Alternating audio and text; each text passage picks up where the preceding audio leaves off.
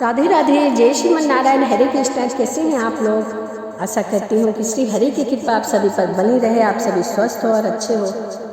इसी कामना के साथ आज हम सुनेंगे भगवान विष्णु ने बताया 3 प्रकार के भोजन करने से मनुष्य की मृत्यु जल्दी होती है। आइए वह जानते हैं कि वह 3 प्रकार का भोजन कौन सा है और इसको करने से आखिर क्यों होती है मनुष्य की मृत्यु।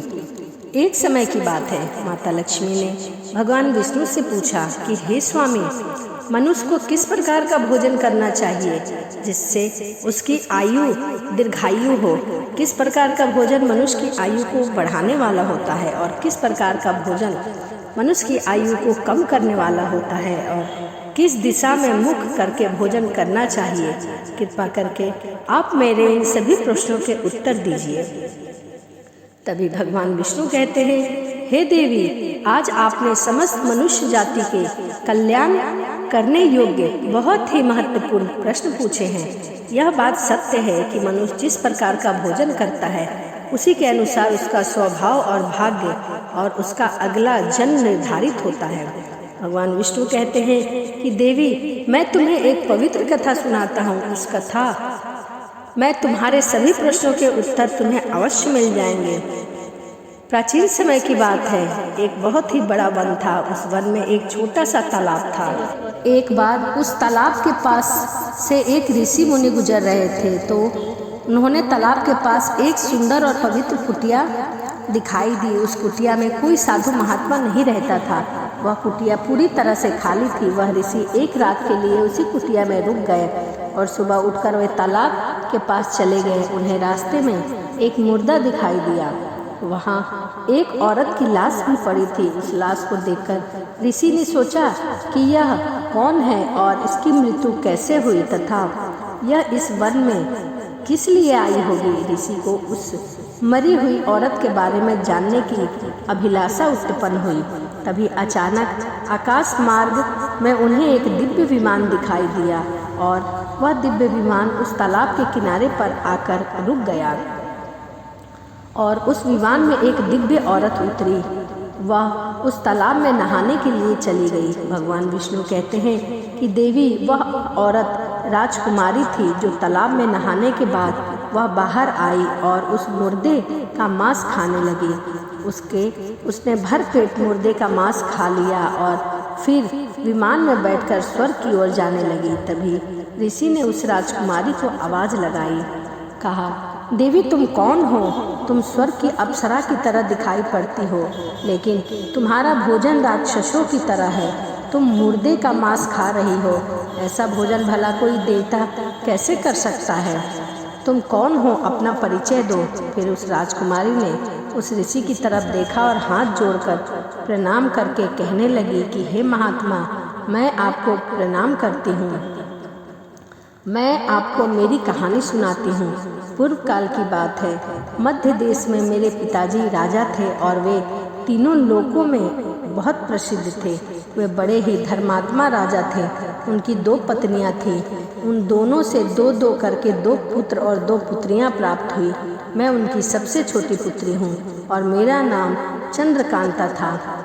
एक दिन मेरे मन में वैराग्य जाग उठा और तपस्या करने के लिए मैं इस वन में चली आई। फिर इस तालाब के किनारे पर आकर मैंने कठोर तप करना शुरू कर दिया। कई हजार वर्षों तक मैंने घोर तपस्या की और फिर उसी के प्रभाव से मुझे स्वर्ग लोक की प्राप्ति हुई। लेकिन स्वर्ग लोक पहुँचने के बाद भी मुझे भूख और प्यास बहुत अधिक सताने लगी। मेरी सभी इंद्रियां तिलमिला उठी। फिर मैंने स्वर्ग लोक में सर्वश्रेष्ठ देवता धर्मराज से पूछा, हे धर्मराज, मैंने तो सुना है कि स्वर्ग लोक में किसी भी प्राणी को भूख और प्यास नहीं लगती। फिर मुझे क्यों इतनी भूख और प्यास लगती है? या मेरा पीछा क्यों नहीं छोड़ रही है? कृपा करके इसका कोई उपाय बताइए।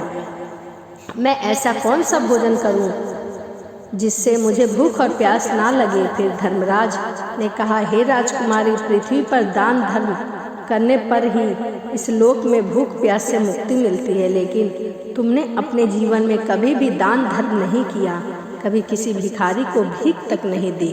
तुमने राजमहल में रहकर भी द्वार पर आए हुए ब्राह्मण को भोजन नहीं दिया। तुमने सदैव ही उचित भोजन किया है, हमेशा बिना स्नान किए ही तुमने भोजन किया है। और भोजन शुरू करने से पहले तुमने भगवान का धन्यवाद भी नहीं किया है। स्वादिष्ट भोजन को दूसरों को दिए बिना ही तुमने उसे ग्रहण कर लिया है। इसी कारण से तुम्हें यह घोर पाप लगा है। इसीलिए तुम्हें स्वर्ग लोक में भी भूख और प्यास का कष्ट उठाना पड़ रहा है। जीवित रहते हुए भी तुमने अनेक प्रकार के व्यंजनों को अकेले ही सेवन किया है। इसी वजह से तुम्हारा शरीर तो निरोगी बन गया, परंतु तुम्हारा पुण्य छिन गया है। अब तुम्हारे लिए एक ही उपाय है। उस तालाब के पास तुम्हारा मृत शरीर पड़ा हुआ है, तुम उसी का मांस खाकर अपनी भूख मिटाओगे।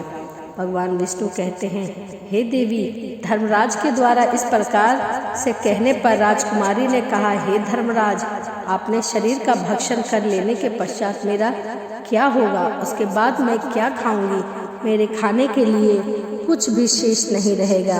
कृपया कुछ ऐसा भोजन बताएं जिसका भक्षण कर लेने पर भूख मिट जाए और भूख कभी भी ना लगे। तब धर्मराज कहते हैं, हे राजकुमारी, तुम्हारे शरीर को ही मैंने अक्षय बना दिया है, उसे तुम रोज खाओगे, फिर भी वह समाप्त नहीं होगा। वह दूसरे दिन भी फिर से ताज़ा हो जाएगा। उस मृत शरीर के अंग फिर से प्रज्वलित हो जाएंगे और तुम्हें फिर उस मृत शरीर को खा पाओगी। और जब तुम्हारे शरीर का मांस खाते हुए 2 वर्ष बीत जाएंगे, उसके बाद उस जंगल में एक महर्षि भारद्वाज पधारेंगे और उन्हीं के द्वारा तुम इस पाप से मुक्ति पाओगी। इस प्रकार से राजकुमारी ने सारी बात महर्षि भारद्वाज को बता दी और कहने लगी कि हे मुनिवर, मेरा शरीर कभी भी नष्ट नहीं होता और मैं रोज आकर अपने शरीर का मांस खाती हूँ। न जाने कब महर्षि भारद्वाज यहाँ पधारेंगे और मुझे इस कष्ट से मुक्ति दिलाएंगे।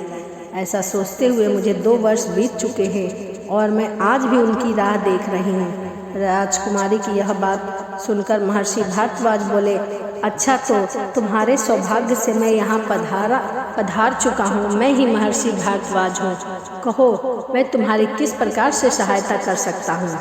तब राजकुमारी बहुत प्रसन्न हुई और महर्षि भारद्वाज के चरणों में गिर पड़ी। राजकुमारी ने कहा, हे मुनिवर, कृपया आप मुझे इस घृणित आहार से मुक्ति दीजिए तथा जिस पाप के कारण मुझे यह प्राप्त हुआ है, उस पाप से भी मुझे मुक्ति दिला दीजिए। मुझे अक्षय लोक की प्राप्ति हो सके। हे मुनिवर, मैं आपको यह दिव्य आभूषण भेंट करती हूँ। कृपया आप मुझ पर अपनी कृपा बनाएं। राजकुमारी की दुख भरी बातें सुनकर ऋषि को उस पर दया आ गई। जैसे ही राजकुमारी ने उस दिव्य आभूषण महर्षि भारद्वाज के हाथ पर रखा, उसी समय उसका मृत शरीर अदृश्य हो गया और वह उस पाप से मुक्त हो गई। और फिर महर्षि भारद्वाज से आज्ञा लेकर वह उस दिव्य विमान में बैठकर स्वर्ग लोक को चली गई। इस प्रकार उस राजकुमारी को दान न करने से पाप से मुक्ति मिली। भगवान विष्णु कहते हैं, हे देवी, इस प्रकार से उचित भोजन करने के कारण ही उस राजकुमारी को स्वर्ग लोक में रहने पर भी तृप्ति नहीं मिली और उसे पृथ्वी लोक पर आकर स्वयं का मृत शरीर का ही मांस खाना पड़ा। हे देवी, अब मैं तुम्हें भोजन के नियम बताता हूँ, आप इसे ध्यान पूर्वक सुनो। भोजन शुरू करने से पहले थोड़ा सा अन्न भूमि पर रखना चाहिए ताकि देवता, पशु, पक्षी, कीड़े मकोड़े अपने कर्म बंधन से बंधे हुए हैं, उन सभी को अन्न की प्राप्ति हो सके। यदि भोजन करते समय द्वार पर कोई अतिथि आ जाए तो उसका स्वागत करें, उसे आसन देकर प्रणाम करें, उसका आदर सत्कार करें, फिर उसे श्रद्धापूर्वक भोजन कराकर विदा करें, क्योंकि जिसके घर से अतिथि उदास होकर लौट जाता है उसे वह अपने पाप देकर उसके शुभ कर्मों को ले जाते हैं। भगवान विष्णु कहते हैं, मनुष्य को घर में रहने वाली विवाहित कन्या और गर्भ धारण स्त्री तथा बड़े बुजुर्ग को भोजन कराने के बाद ही स्वयं भोजन करना चाहिए। इस सभी को भोजन कराए बिना जो स्वयं भोजन ग्रहण करता है उसका भोजन पापमय बन जाता है और वह पाप का भागी भी बन जाता है। ऐसे व्यक्ति नरक में जाते हैं। जो मनुष्य स्नान किए बिना ही भोजन करता है उसका भोजन मल भक्षण के समान हो जाता है। जो बिना दान किए भोजन ग्रहण करता है उसका भोजन विष के समान माना जाता है। भगवान विष्णु कहते हैं, देवी पूर्व दिशा में बैठकर भोजन करने से व्यक्ति रोगों से और मानसिक तनावों से मुक्त हो जाता है। बीमार बुजुर्ग को पूर्व की ओर मुख करके भोजन अवश्य कराना चाहिए। इससे उनके स्वास्थ्य में सुधार होता है, क्योंकि पूर्व दिशा उगते हुए सूर्य की दिशा मानी गई है और सूर्य देव बल और आरोग्य तथा दीर्घायु प्रदान करते हैं। विद्या की अभिलाषा रखने वाले मनुष्य को उत्तर दिशा की ओर मुख करके भोजन करना चाहिए। यह दिशा देवी सरस्वती की दिशा मानी गई है और ध्यान रहे दक्षिण दिशा की ओर मुख करके भोजन नहीं करना चाहिए। यह मृत्यु की दिशा होती है। इसी दिशा में मुख करके भोजन करने से आयु कम होती है। टूटे फूटे बर्तनों में हमें भोजन नहीं करना चाहिए, यह दुर्भाग्य को निमंत्रण देता है। भोजन हमेशा साफ स्वच्छ थाली में ही करना चाहिए। एकादशी के दिन तामसी अन्न का सेवन नहीं करना चाहिए। मनुष्य को एकादशी के दिन तामसिक अन्न अर्थात मांसाहार या फिर लहसुन प्याज का सेवन नहीं करना चाहिए। जो व्यक्ति ऐसा करता है उसे लक्ष्मी छोड़कर चली जाती है। भोजन के बाद थाली में हाथ धोना अनुचित माना गया है। थाली में हाथ धोने से अन्न का अपमान होता है। भोजन के बाद थाली में हाथ धोने वाले लोग नीच योनि में जन्म लेते हैं। सबसे महत्वपूर्ण बात ध्यान रखें कि व्यक्ति को बिस्तर पर बैठकर कभी भी भोजन नहीं करना चाहिए। ऐसा करने से व्यक्ति को कई प्रकार के रोगों से ग्रसित हो जाता है। व्यक्ति को भोजन सिर्फ जमीन पर ही बैठकर आसन लगाकर करना चाहिए। भोजन करते समय दिशाओं का विशेष ध्यान रखना चाहिए। यदि गलत दिशा में बैठकर भोजन किया जाता है तो भोजन करने वाले व्यक्ति को उसके अनिष्ट कारण से परिणाम प्राप्त होते हैं। भगवान शिव कहते हैं, जिस भोजन के ऊपर से कोई पैर रखकर चला गया हो अथवा लांग कर चला गया हो या फिर कोई व्यक्ति भोजन को लांग कर भी चला गया हो तो ऐसे भोजन को कभी नहीं खाना चाहिए। ऐसा भोजन अशुद्ध हो जाता है। ऐसा भोजन पशुओं को खिला देना चाहिए। दूसरों का लांघा हुआ भोजन खाने से मनुष्य की आयु कम होती है और उसे अलग अलग प्रकार के रोग उत्पन्न हो जाते हैं। भगवान विष्णु कहते हैं, देवी मनुष्य को दूसरों के लिए परोसा हुआ भोजन भी नहीं करना चाहिए। जो मनुष्य दूसरों का परोसा हुआ भोजन छीन कर खाता है अथवा किसी को बिना दिए हुए स्वयं अन्न का उपभोग करता है, उससे देवी अन्नपूर्णा नाराज हो जाती है। मनुष्य को हमेशा क्रोध रहित होकर ही भोजन करना चाहिए। क्रोध की अवस्था में भोजन करने से भोजन का अपमान होता है और कई व्याधियां उत्पन्न होती चली जाती हैं। यदि चित्त कहीं और हो तो भी भोजन नहीं करना चाहिए। गुस्से से भरे मन से भी भोजन करना अशुभ माना गया है। भगवान शिव कहते हैं, देवी जो मनुष्य जूते चप्पल पहनकर भोजन करता है, इस प्रकार के भोजन को आसुरी भोजन कहा गया है। मध्यरात्रि मध्याह्न होने पर भी भोजन करना अशुभ माना गया है। शास्त्रों के अनुसार पत्नी को पति के भोजन कराने के बाद ही स्वयं भोजन करना चाहिए। यदि पति घर से दूर हो तो पति का ध्यान रख करके भोजन ग्रहण करना चाहिए। इससे पति की आयु लंबी होती है और स्त्री सदा सुहागन रहती है। पति से पहले भोजन करना शास्त्रों में स्त्री के लिए अशुभ माना गया है। इससे पति की आयु कम होती है। इस प्रकार से भगवान विष्णु ने माता लक्ष्मी को भोजन का महत्व और नियम बताया कि मनुष्य को किस प्रकार से भोजन करना चाहिए। तो यह भोजन के प्रकार थे कि किस प्रकार मनुष्य को कैसा भोजन करना चाहिए जिससे मनुष्य की मृत्यु जल्दी ना हो और किस दिशा में किस प्रकार से भोजन करना चाहिए।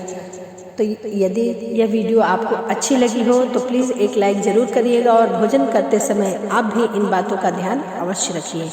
चलिए इसी के साथ वीडियो को समाप्त करते हैं और मिलते हैं अगली वीडियो में। राधे राधे, जय श्रीमन नारायण, हरे कृष्णा।